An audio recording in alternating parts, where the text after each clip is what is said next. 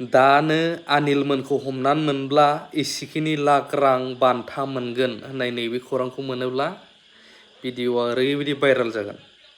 नाथाय नैबेफोरबायदि भिडिअ'आ जाय जोंनि थाखाय गोनां आरो गाव गावनि गथ'फोरखौबो जों मटिभेट खालामनो हायो, नैबेफोर मालाबाबो भाइराल जाया। दा बुंनायखाय एसे एनै थांनो हागौ नैबे। जायफ्रा नायजोबो आं नोंथांमोननो नैबे भिडिअ'खौ होनो थांगासिनो दङ। गोबां भाइराल जादों। बेसारा बिमाया रोंगौथि गैयाब्लाबो, गाहाय थाखोनि न'खरनिब्लाबो फिसाजोनि जाफुंसारनायाव दिनै जोबोद गोजोननाय फोरमायदों आरो बिथांजो सेल्फ मेड रानि बर'आ साहित्य एकाडेमिक बान्था, लाइमोन बान्थाखौ मोननो हादों। बेफोर जाहैबाय जोंनि बर'फोरनि मोनफा मोनफा माने एवार्ड बा गिफ्ट टाइप जोंनि, आरो बर'फोरनि मोनफा मोनफा बान्था बेयो जोंनि। दा बेफोरखौ नायनानै मटिभेट जानांगौ। सिगांनि समाव गोबां मानसिया बिजाब फरायोमोन, नाथाय आजिखालि गोबां खमसै बिजाबखौ फरायनाया। फरायबाबो मबाइलाव बांसिन फरायखायसे बेफोरबायदिबो दंसै। जिखुनुआनो जाया, उदालगुरि जिल्लानि खैराबारिनि सेल्फ मेड रानि बर'नि माखासे खौरांखौ नोंथांमोना खोनासंनानै लाग्रो, फुरा मटिभेट जागोन। साननाय फैदों होनना बुंबा सार माने आनएक्सपेक्टेड साननाया माने हठाथनो माबा मोनसे बुस्थुआ चेन्ज जागोन होननानै सानाखैमोन आरो मोजां मोनदों गोसोखौ। फार्स्टआवनो आं पापाखौ फन खालामना खोन्थाहरबाय, उनाव पापाया आइनो खोन्थाबाय बिदि आरो। बेनिफ्राय बे माने जिखिनि दायो साइक्लुम, बेनि कन्टेन्टआ माखौ लानानै? साइक्लुमाव एक्सुवेलि आं मोनसे माने एसे निउ लुक होनो जुजिदोंमोन माने साइक्लुमाव। थ' माने बिनि मोनफ्रोमबो स्ट'रिया माने बेजों बे लिंक गैया आरो इमान। बेयाव माने नेचारनिबो थिम दङ, प्लास माने जोंनि जिथुनिखि मानसिफोरजों रिलेटेड माखासे क्रिमिनेल आखु बा बेफोरबो दङ, आरो माने जिथु जोङो जुनार लाब खालामोना बेफोर गासै थिमा दङ माने। ओमफ्राय साइक्लुम होननाय स्ट'रिया माने बिदिनो मोनसे मरेल होनो नाजानाय जादों आरो नेचार रिलेटेड दङ एसे बिदि। बेनिफ्राय बेनि सिगाङाव मा मा बेनि सिगाङाव सार आङो 2018आव फार्स्ट बुकखौ पाब्लिश खालामदोंमोन। बे बुकनि मुङा जादों उन्दाहानि अर, लाफिनजायै खिथेर।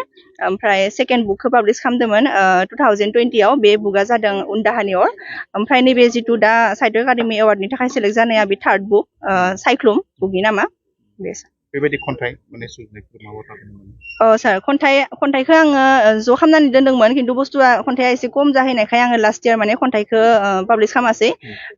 नैबे बोसोरावबो माने आङो खन्थाइ नङा, सर्ट स्ट'रिखौनो पाब्लिश खालामनो नागिरदों। खन्थाइखौ नेक्स्टआव खालामसै माने। नभेलखौ आं लिरगोन होननानै सानदों सार।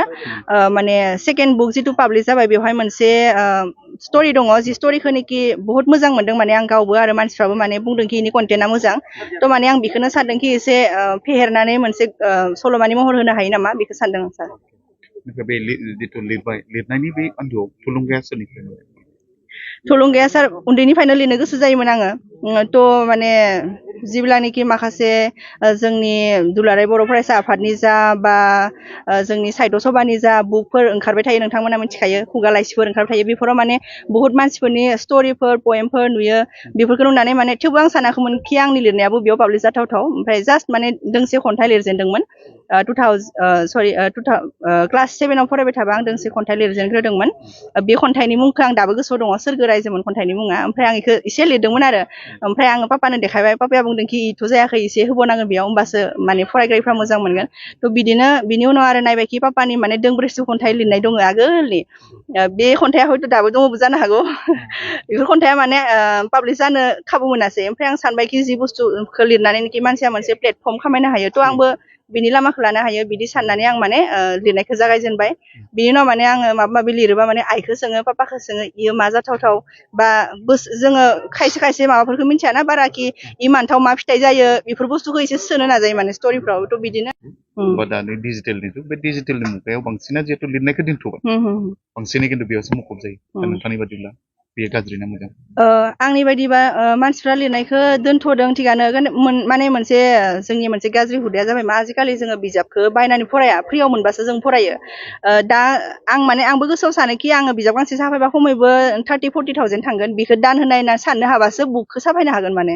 आरो जुदि सानोखि ओहो आं बे बुकखौ पाब्लिश खालामखांनायनि उनाव आं बिनि फैसाखौ मोनफिनगोन बा बेनिफिटबो आं जागोन, इ माने एकदम रं आरो बे कनसेप्टआ थ' आजिखालि जुगाव बे मबाइलावल' सिथाबनानै थानाय ओमफ्राय जेनेबा लिरनायनिफ्राय गोजानाव थानाया थारैनो जोंनि थाखाय दुखुनांथाव खिन्थु आं बिदिबो जाद्रायदों होननानै साना मानो होनोब्ला लिरगासिनो दङ मानसिफ्रा जोंनि सिनियरफोर जा आरो जोंनि उदालगुरि जिल्लानिखौ जेनेबा जोंना एसे खम दङ जोंना लिरनाय मानाय हुदाफ्रा एसे खम दङ बा मानसिफ्राबो एसे माने बुस्थुखौ मिथियाखि लिरनायनि गेजेरजोंबो बिदि जानो हायो नामा बेफोर बुस्थुखौ माने इमान एटा माबाया आरो खिन्थु बांसिन हमनानै ला बाक्सा डिस्ट्रिक्ट जा क'क्राझार डिस्ट्रिक्ट जा बेफोरथिं माने बुहुत जौगानाय आरो लिरनायनि खेथ्रआव थ' माने बिसोरनि जायगानिफोरखौ नुयोब्ला जों माने इन्सपायार जायो बेखायनो सानोखि माने बिदि माने लिरनायखौबो जोङो सरसा खालामलांनांगौ दा ओंखायनो जोंनि जायगानि मानसिफोरखौबो जोङो सम सम ससियेल मिडियायाव लिरनायबो नुयो जोंनि जायगायावबो दङ बहुत लिरग्रा बेबायदि ससियेल मिडिया मोनसे प्लेटफर्म जानो हायो नामा लिरनायनि थाखाय बिदि औ सार ससियेल मिडियाथ' लिरनायनि थाखाय बिदि मोनसे मोजां प्लेटफर्म जानो हायो माने आंनि नोजोराव आं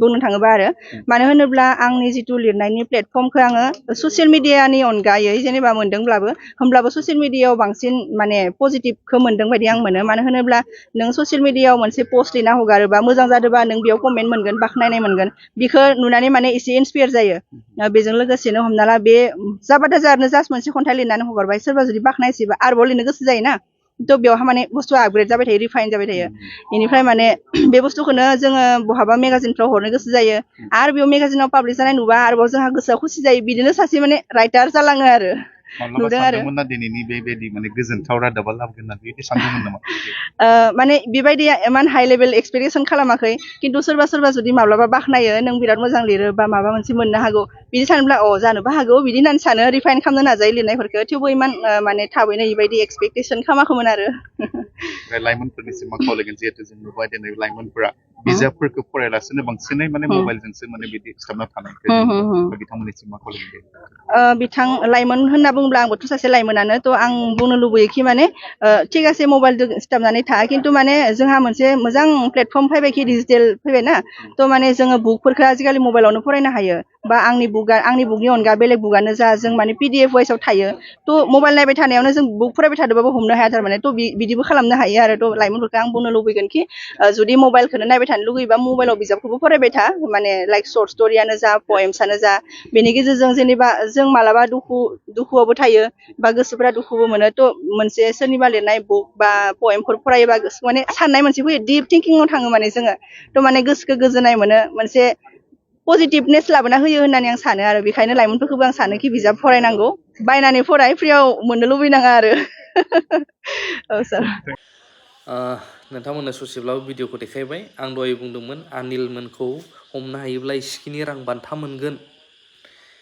बिदि खोनानाय लोगो लोगो मा निउस बबे एसामिस निउसआव ओंखारदों बेफोरबायदि नागिरग्राबो थागोन दा नाथाय मोजांखौबा नायजोब्बाय आं पर्टेलफ्रावबो गोबाङाव होदों गैया अबेबा 1000 भिउ जादों अबेबा 400 अबेबा 500 भिउस ओंखारा बिदिया बेखायनो आं बुंनाय जादों नायजोबदोंब्ला निस्सय माबा मोनसे एसेबाबो बुजिबायदां बेबायदि थ' बेखायनो आं नोंथांमोनखौ दहाय बुंदों बेफोरबायदि भिडिअ'बा भाइराल जायो बैफोरबायदिबा मानो भाइराल जाया बे सोंलु सिखारनांगौ जोंनि गोसोआव मानो